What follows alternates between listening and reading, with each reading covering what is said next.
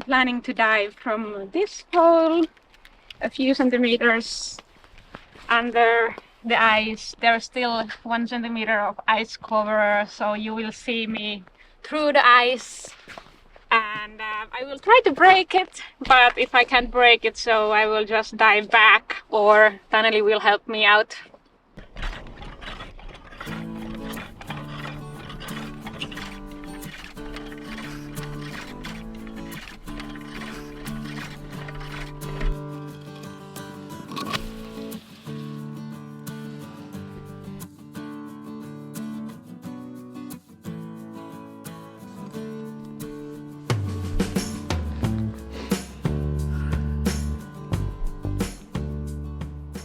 We are in Kilpisjärvi, which is in the northern Finland, in the fingers of Finnish women, and we are going to do under ice freediving here.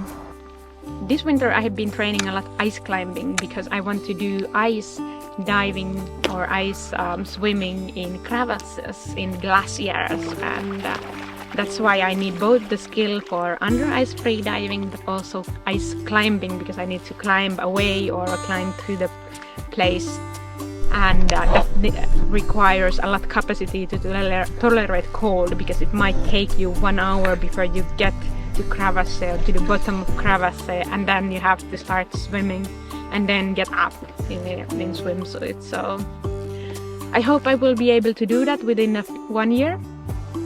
And now it's just a lot freediving and a lot of ice climbing training for me.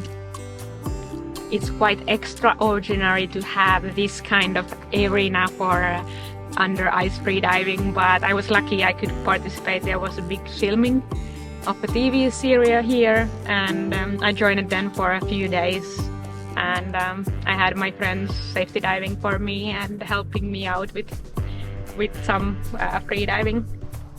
And there's basically 2 types of open water freediving. One where you go distance, so from one hole to another. There's a rope where you can either pull, or if you're going with flippers, you will put your lanyard on the rope so you won't miss the line, and then the line will take you from one point to another. Or you can do depth diving, when there's a rope going downwards for, let's say, 20 meters, and then you have a plate and light that you can follow, and again you clip yourself in the safety line, which will ensure that you won't miss the hole. And in freediving it's really important to know the breathing technique, and that's why you should always go to a basic course where you're learning how to breathe your lungs full of air, because when you are under the ice and when it's cold, your heart rate will increase, which will then produce more air. While when you have to dive, you put your head under the ice, and that gives a false signal to body to actually decrease the heart rate. So it's kind of mixed signals for the body. Should I increase or decrease heart rate? And in freediving it's most important to be relaxed. So everything that you do under the ice, you have to do quite slowly and enjoying, and try to avoid using too much energy and losing your air that you have stored in your lungs. And usually when I'm doing ice diving, so it's just a few, let's say 30 seconds under the ice, maybe 1 minute. I'm not doing too long distances. I'm just going under the ice and enjoying the feeling when you see the light coming through the hole, when you see the ice and bubbles under the ice and different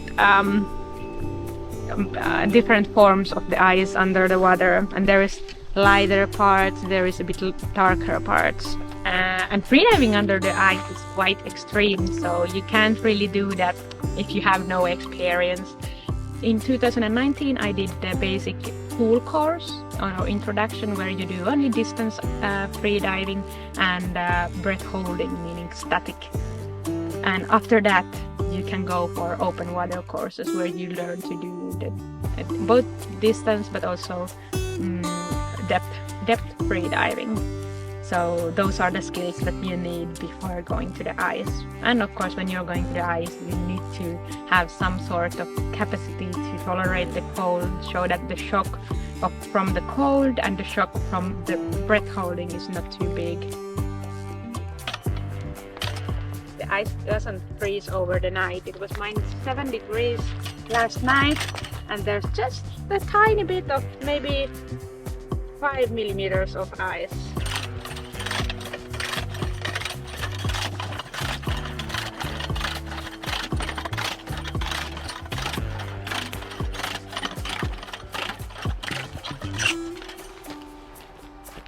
You can see the ice is 90 centimeters thick. There's a small weaker layer of ice and then like super heavy iron ice. And once we did the ice holes, the water came on top of the ice, and there was 20 centimeters of water on top, which has also freezed. And now it's like 110 centimeters of ice, and that's a lot. And well, my ice saw is just enough for this, but the block has been cut with a proper motor saw. There's 1 centimeter of ice, so it's not thick enough to carry a person, but still proper hard iron. One of the most common questions people ask me is, how do I get up if the ice hole will freeze? But actually, even though it would be -30 degrees, so the ice won't be so thick, or it won't freeze at all during the time what I spend under the ice. So I think it takes minimum of 2 hours before the ice could be that thick that you can't really get out yourself. And like we see, these holes were open yesterday, so it has been more than 12 hours and there's only 1 centimeter of ice. So in -10 degrees the ice hole won't freeze at all. But just for fun, I will do one short ice diving under the ice and try to break through the ice. It's quite thick, so I hope I won't cut too much myself. And if I don't get it, if I can't break the ice, so I will have a safety diver and a safety person on top of the ice cutting the ice for me, but I will do it safely.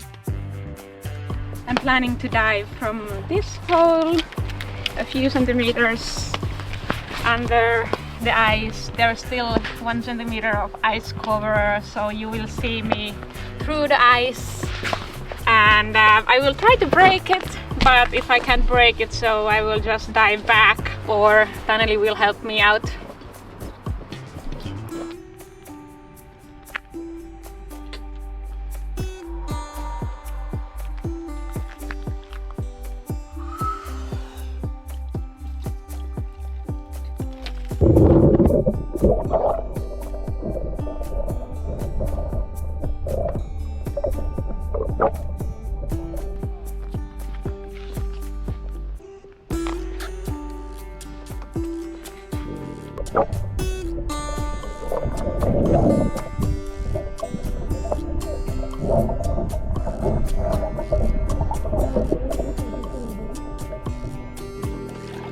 Sorry, mä en uskaltanut tulla vielä.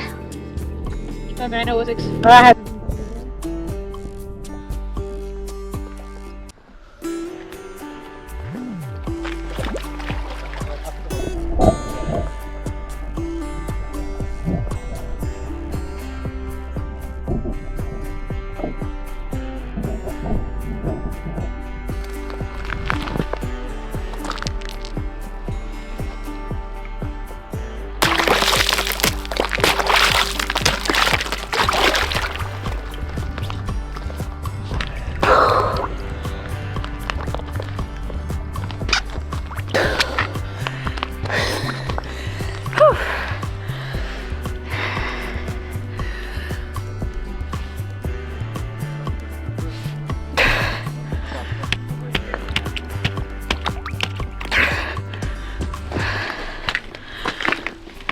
Voiko sä vähän rikkoa tätä jäätä? Kokeile rikkoa kädellä. Kokeile rikkoa kädellä. Se hajoaa ihan just. Hajoaa ihan just.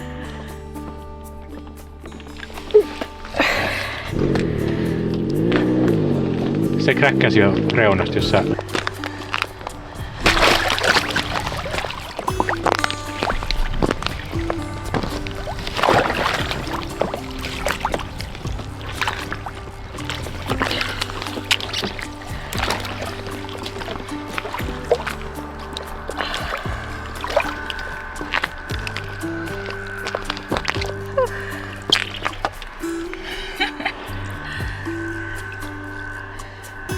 I didn't dive enough deep because it's actually quite hard to see the ice hole if you're too close to the ice. So the deeper you go, the easier it is to see the light that's coming out of the hole. And it's not that sunny today, it's a little bit cloudy, so there wasn't much ice under the ice.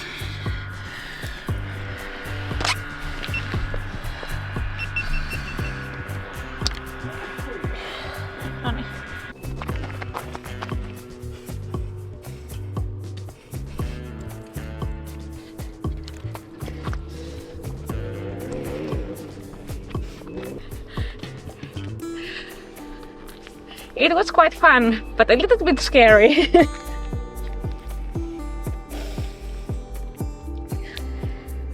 And now I don't have any more sauna, so I need to warm up in the car.